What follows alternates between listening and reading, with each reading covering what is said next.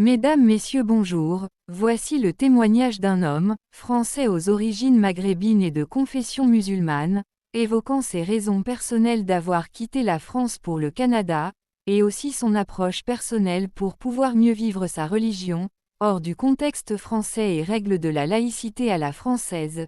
Vous noterez aussi qu'il y a des points négatifs au Canada par rapport au système de santé canadien, et également sur le niveau de vie qui est cher, plus conditions de météo et climatiques pas toujours évidentes à devoir supporter au quotidien au Canada.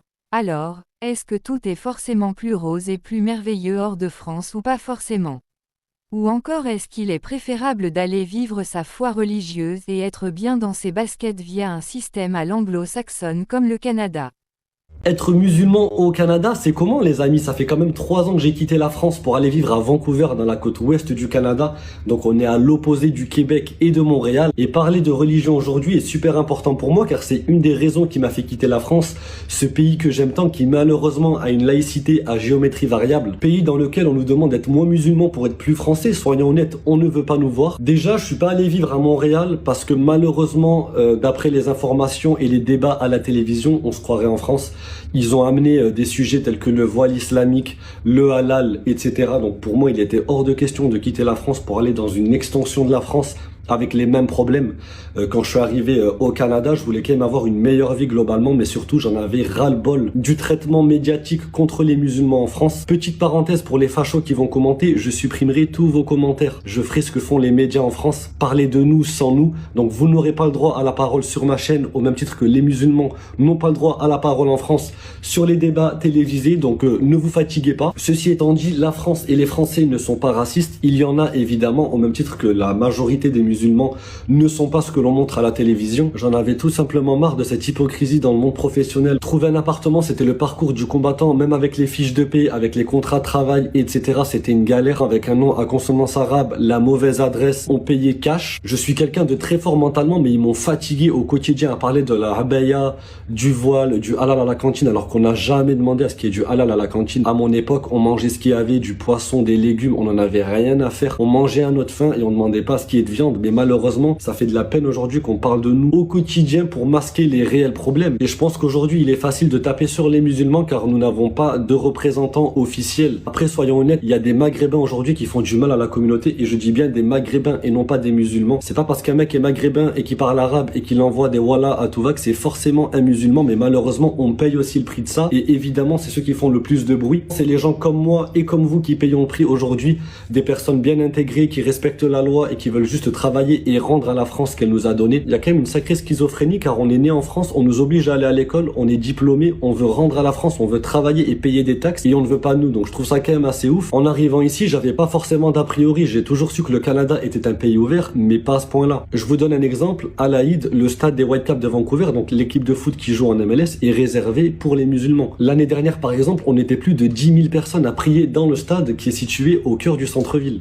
Donc l'appel à la prière était entendu par tous. Comme en France, le voile, le turban, la kippa ne sont pas interdits dans la rue, mais par contre, on n'en parle pas dans les médias également, sauf au Québec. Encore une fois, je sais que là-bas, il y a quand même de sacrés problèmes avec la religion musulmane, je tiens quand même à le dire. Mais ici, les amis, c'est une régalade. En tant que musulman, je suis vraiment heureux.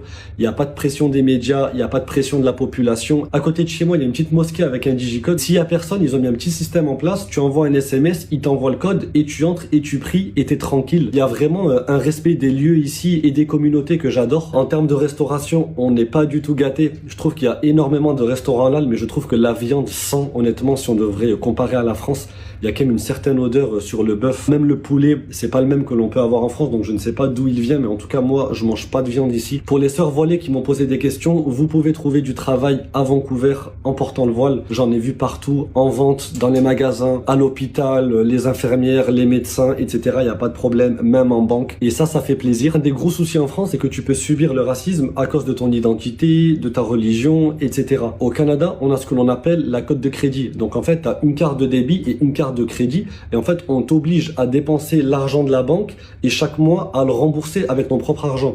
C'est un concept un petit peu chelou, mais en gros on veut être sûr que tu as la capacité de rembourser tes dettes, et donc chaque mois il faut que tu rembourses cette somme avant une certaine date. Donc ça peut être tes courses, ton loyer, tes factures que tu payes à crédit, donc avec l'argent de la banque, et plus tu rembourses bourse attend et plus ta cote monte. Donc ça, c'est quand même un procédé qui me gêne parce que même si j'ai l'argent en banque, je suis obligé d'utiliser la carte de crédit. En tout cas, je me sens beaucoup plus libre au Canada qu'en France et je me sens beaucoup plus serein quand il est question de postuler pour un appartement, pour un travail et globalement, je me sens vraiment bien intégré en tant que musulman. Les amis, je réponds à la question, Soufiane, as-tu subi le racisme au Canada? Et la réponse est non. En 3 ans à Vancouver, je n'ai eu aucun problème, que ce soit dans le milieu professionnel comme dans ma vie sociale. Je n'ai pas subi de racisme. Malheureusement, je constate que c'est la communauté indienne qui subit le racisme ici. Je pense que c'est une population qui est très présente en nombre, notamment à Vancouver et à Toronto. Donc si vous vous baladez en ligne, vous constaterez qu'ils subissent énormément d'attaques racistes. Et il y a également la communauté asiatique qui est très présente à Vancouver. Je dirais que c'est pas une question de couleur, de sexe ou de religion, mais plutôt l'effet du nombre. Et je dirais également que les Canadiens ne sont pas habitués aux Maghrébins, notamment à Vancouver.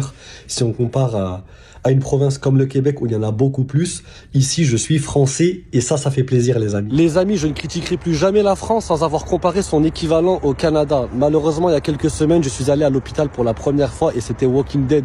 Déjà, je suis arrivé en salle d'attente, il y avait des drogués qui se partageaient une pizza à moitié à Walp, normal, en plein milieu de la salle d'attente. Il y avait des visages ensanglantés à cause des bagarres.